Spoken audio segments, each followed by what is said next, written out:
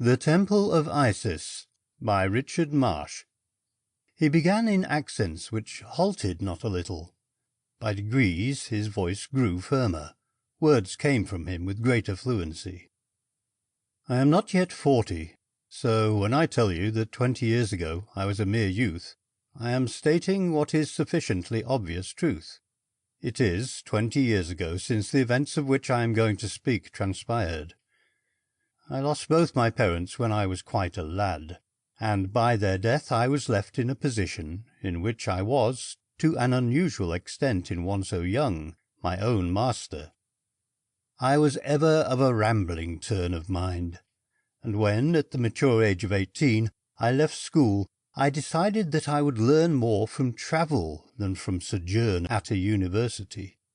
So, since there was no one to say me nay, instead of going either to Oxford or Cambridge, I went abroad. After a few months I found myself in Egypt. I was down with fever at Shepherd's Hotel in Cairo. I had caught it by drinking polluted water during an excursion with some Bedouins to Palmyra. When the fever had left me, I went out one night into the town in search of amusement. I went unaccompanied into the native quarter. Not a wise thing to do, especially at night, but at 18 one is not always wise, and I was weary of the monotony of the sick-room and eager for something which had in it a spice of adventure. I found myself in a street which I have reason to believe is no longer existing.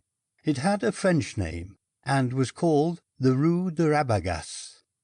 I saw the name on the corner as I turned into it, and it has left an impress on the tablets of my memory which is never likely to be obliterated. It was a narrow street, and, of course, a dirty one, ill-lit, and, apparently, at the moment of my appearance, deserted.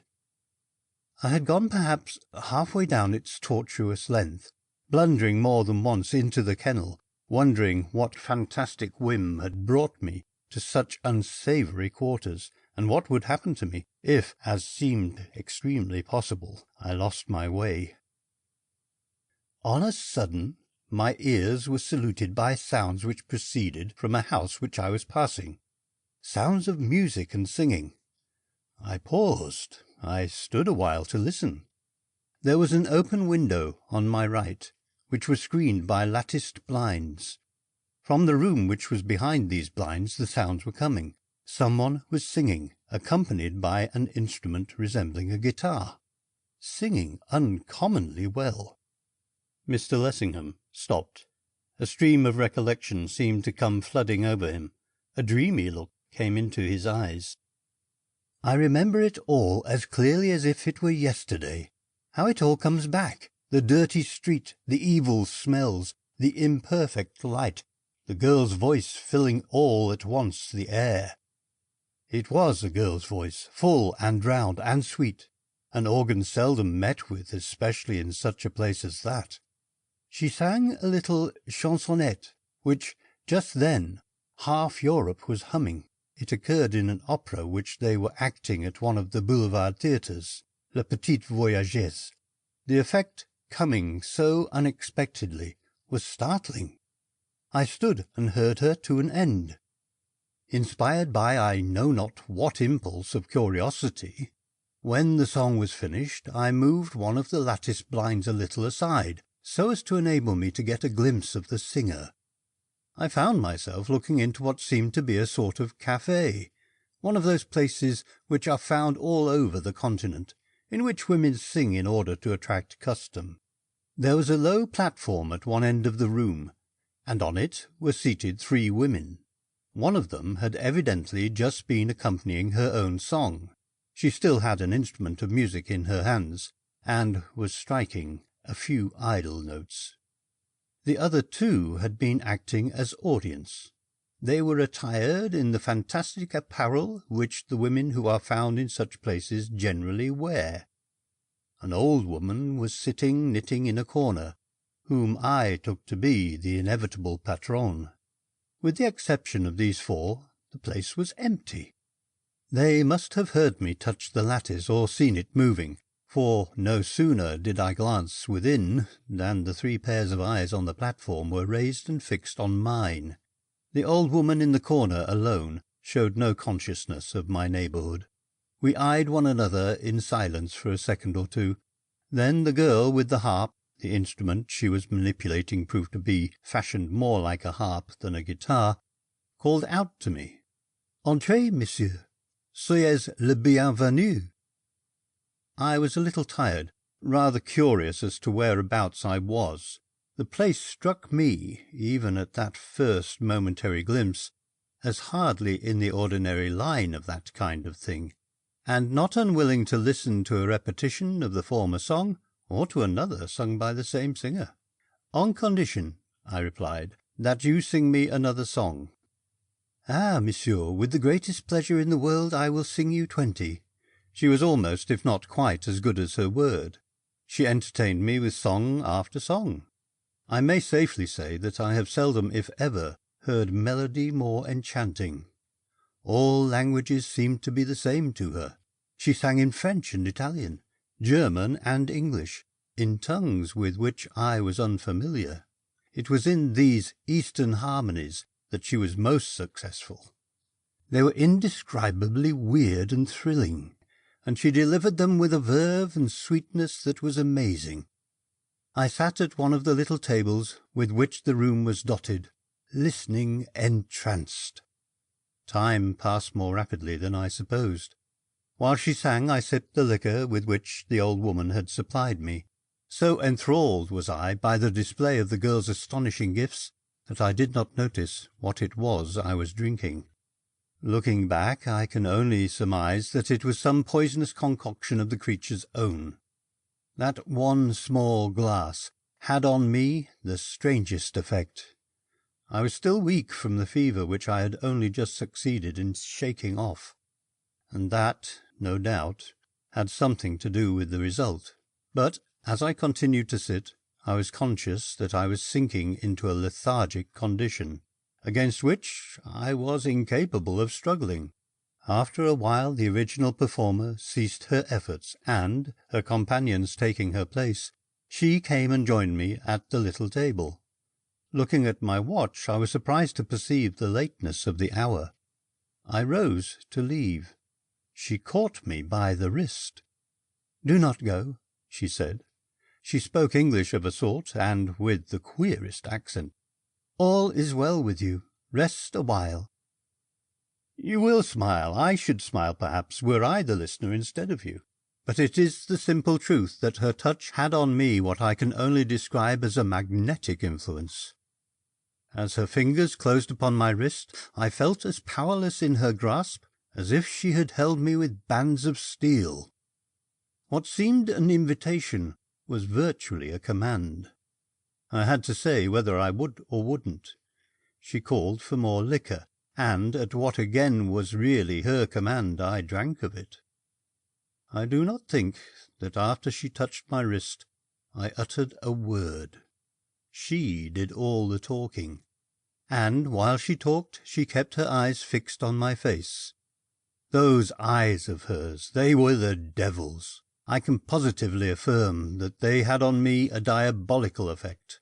They robbed me of my consciousness, of my power of volition, of my capacity to think. They made me as a wax in her hands.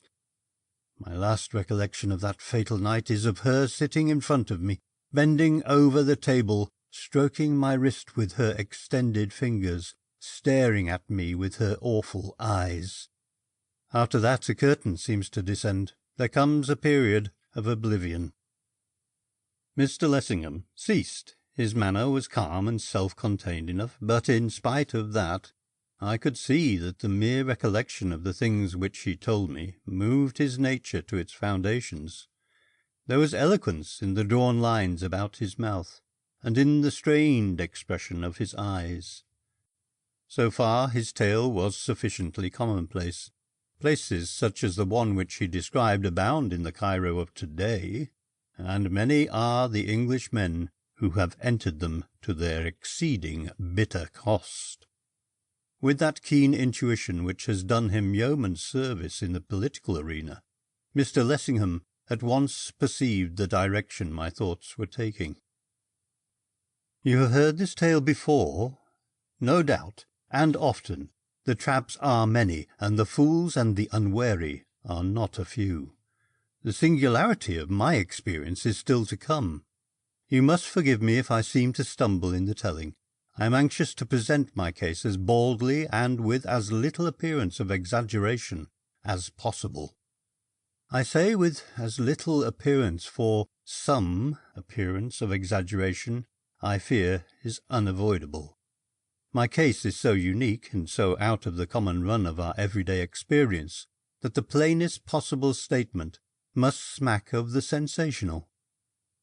As I fancy you have guessed, when understanding returned to me, I found myself in an apartment with which I was unfamiliar.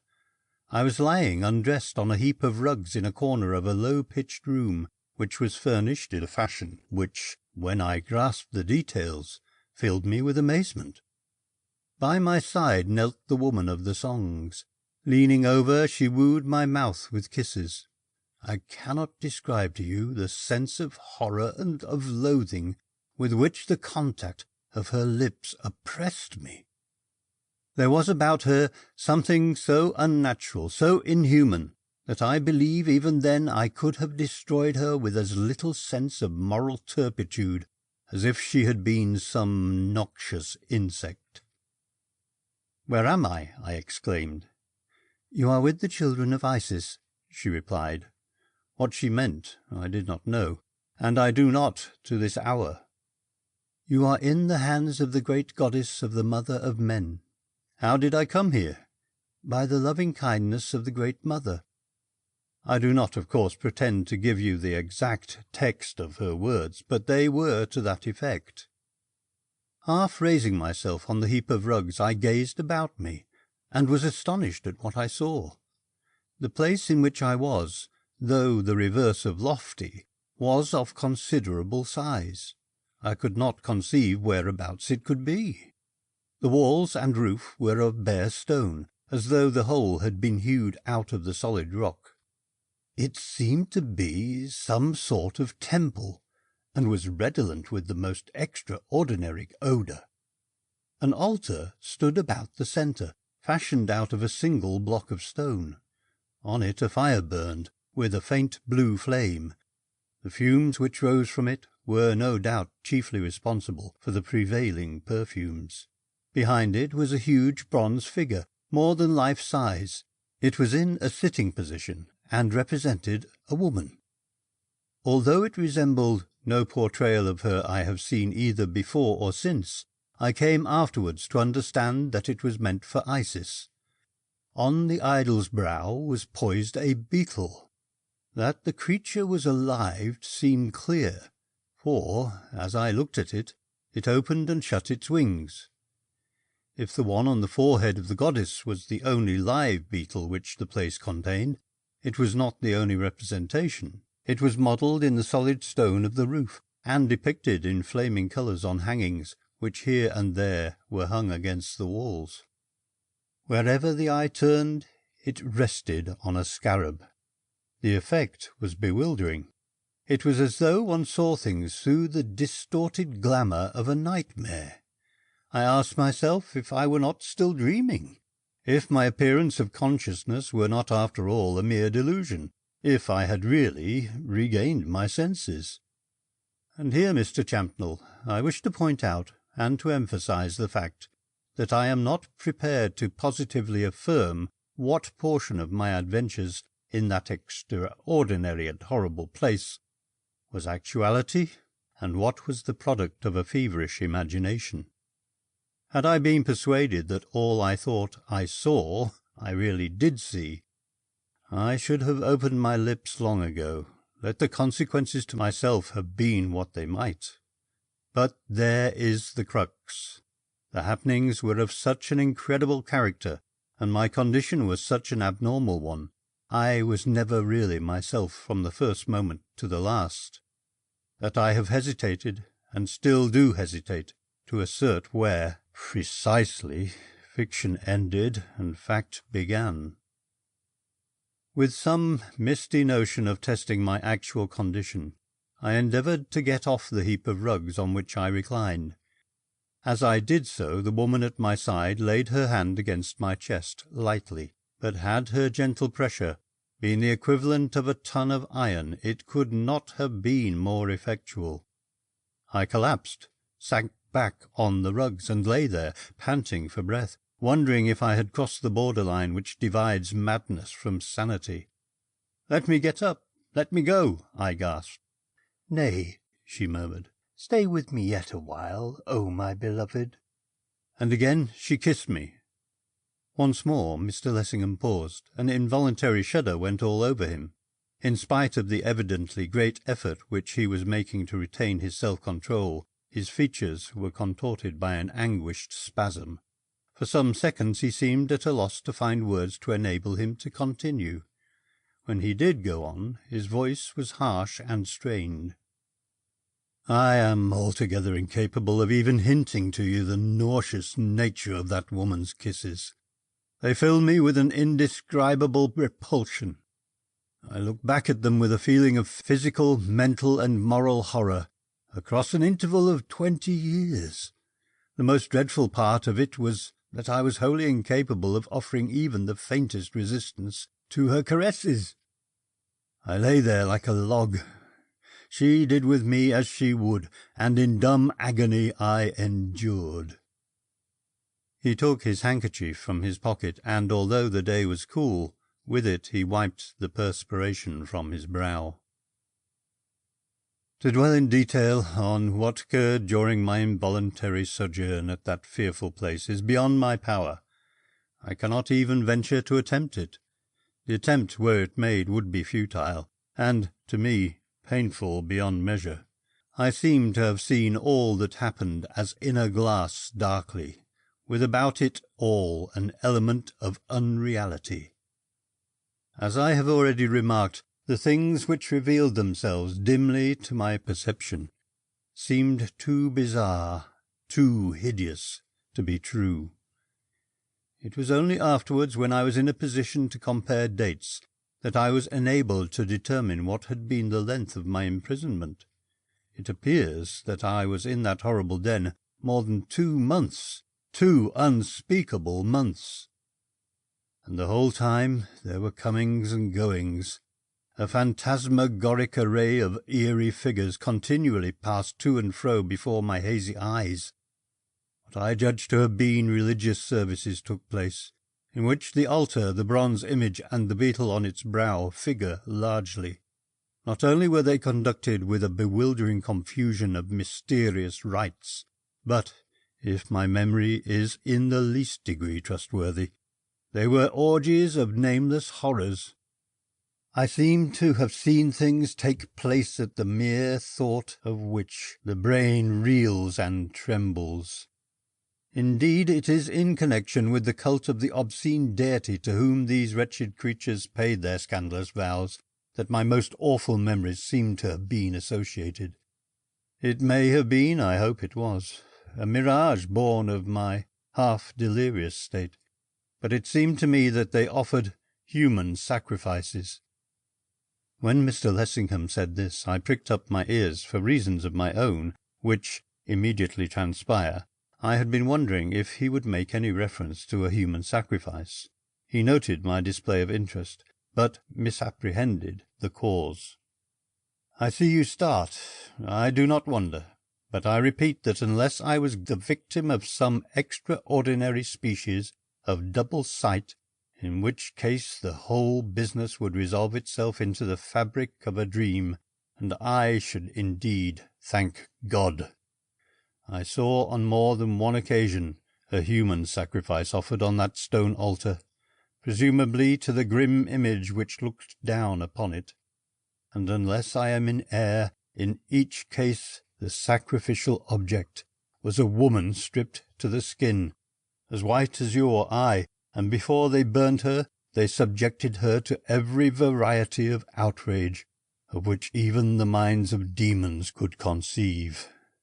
More than once since then I have seemed to hear the shrieks of the victims ringing through the air, mingled with the triumphant cries of her frenzied murderers and the music of their harps. It was the cumulative horrors of such a scene which gave me the strength, or the courage, or the madness, I know not which it was, to burst the bonds which bound me, and which, even in the bursting, made of me, even to this hour, a haunted man.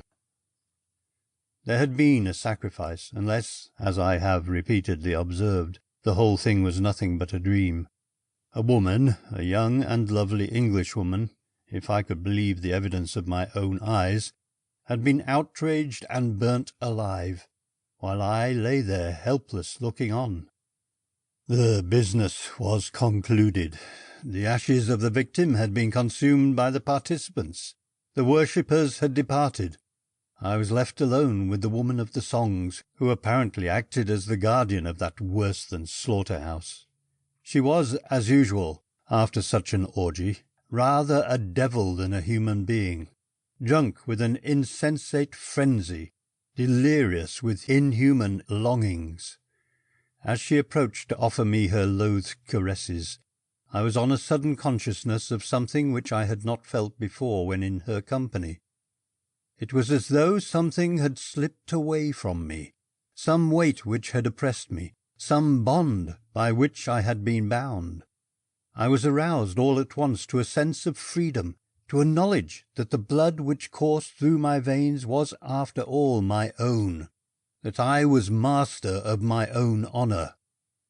I can only suppose that through all these weeks she had kept me there in a state of mesmeric stupor, that, taking advantage of the weakness which the fever had left behind, by the exercise of her diabolical arts, she had not allowed me to pass out of a condition of hypnotic trance.